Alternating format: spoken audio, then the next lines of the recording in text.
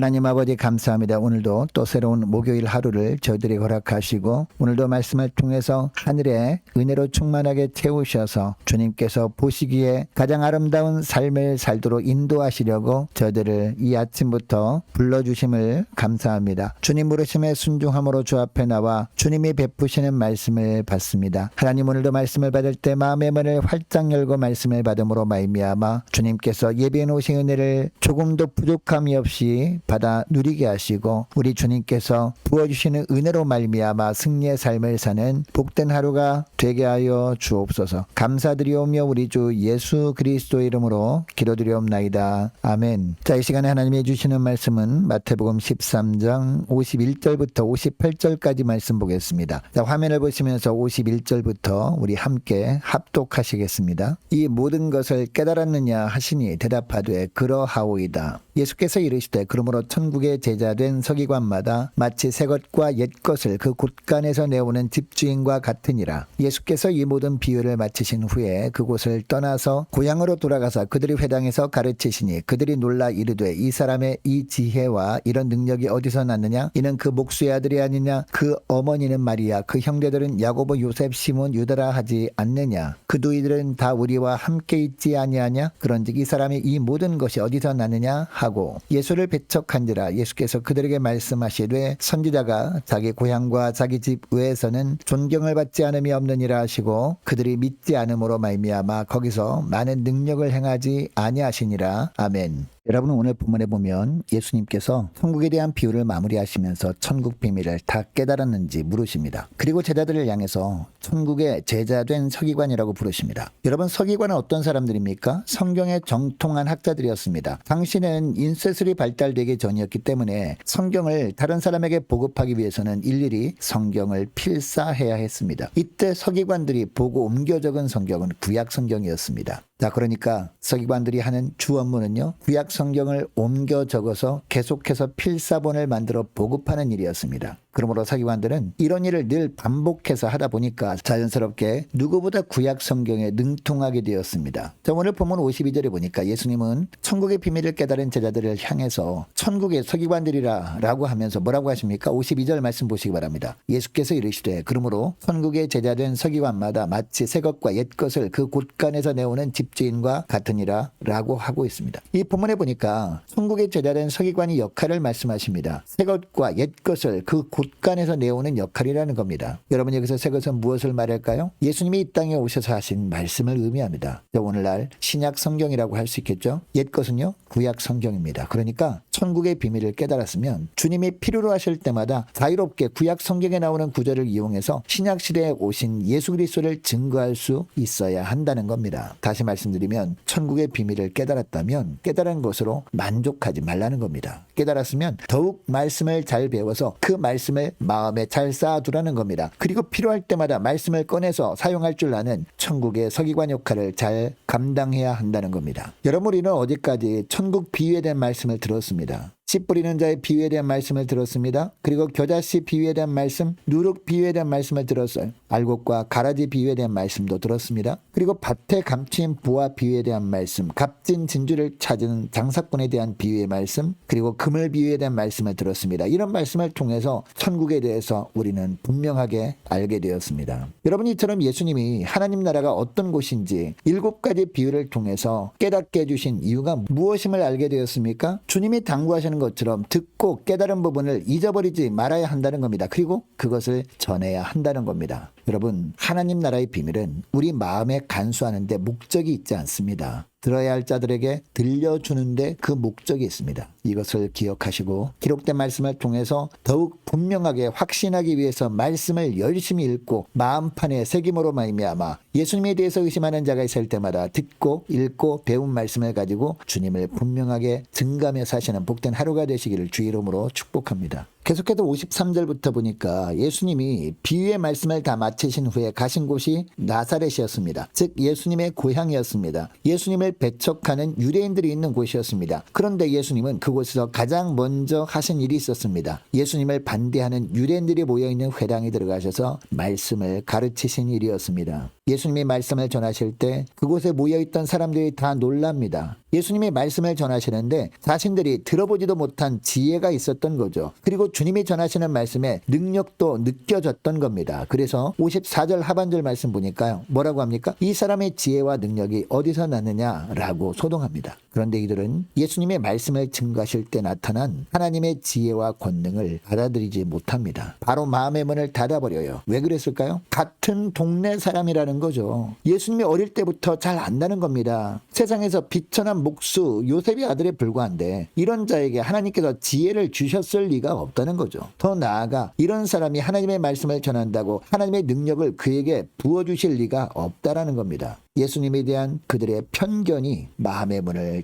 닫게 해버린 거죠. 여러분, 예수님이 어떤 분이셨습니까? 극히 값진 보화였습니다. 그런데 사람들은 그 밭에 감추인 보화는 보지 못하고 그 보화를 품고 있는 밭, 즉 겉모습만 본 겁니다. 그러니까 예수님을 배척한 것이었습니다. 사람들은 이처럼 예수님도 겉모습만 보면서 예수님이 전한 복음을 배척했습니다. 여러분, 혹시 겉모습만 보고 주님의 말씀을 신뢰하지 않았던 나사렛 사람들과 같은 모습이 저와 여러분의 삶 가운데 혹시 있지 않습니까? 겉모습이 초라해 보인다고 그 사람을 통해서 선포되는 말씀도 초라한 것이 아닌데 겉모습만으로 모든 것을 평가하고 있지 않았느냐는 겁니다. 여러분, 사람들은 외모를 보지만요, 주님은 중심을 보신다고 했습니다. 이것을 기억하시고 말씀을 전하는 자의 겉모습보다 그가 전하는 말씀에 온전하게 집중하는 저와 여러분 되시기를 주의 이름으로 축복합니다. 자, 계속해서 57절 58절 말씀해 보니까 고향 사람들이 예수님을 배척하시는 것을 보고 예수님이 뭐라고 하십니까? 선지자가 자기 고향과 자기 집 이외에서는 존경을 받지 않음이 없느니라 라고 하십니다. 이 말씀과 함께 58절에 보니까 예수님은 고향에서는 많은 이적을 행하지 않으셨다라고 하고 있습니다. 많은 능력을 행해도 믿을 자가 없었기 때문입니다. 여러분, 믿음이 없는 자에게는요, 기적은 단순히 신기한 일일 뿐입니다. 결코 하나님의 나라가 이 세상에 임해 있다는 사실을 보여주는 증거로 받지 않습니다.